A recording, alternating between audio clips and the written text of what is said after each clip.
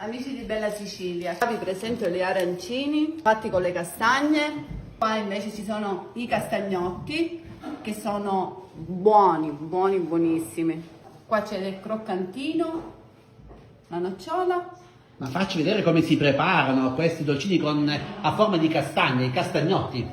Abbiamo l'impasto Sì, pronto. è una pasta frolla che si lavora un po', si fa la forma delle castagne. Si chiude qua, facciamo la forma della castagna, si mette nella teglia e poi si inforna. Quando già sono asciutti si mette la cioccolata. Le castagne sono di qua, le nocciole pure. Mostraci le castagne, Le vediamo un castagne po'. sono qua. Guardate che belle.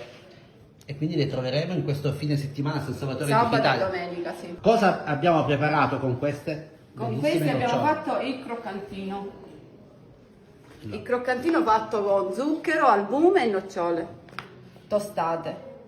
Si mescolano tutto insieme, poi si fa una pallina, si mette nella teglia e si inforna a 180 gradi. Eccoli lì, pronti per andare in forno. Sì. E qui abbiamo invece il dolce pronto, Sì. quindi il croccantino Croccantino. con le nocciole locali. Sì. Poi invece abbiamo altri dolcini fatti sempre con la nocciola e castagna.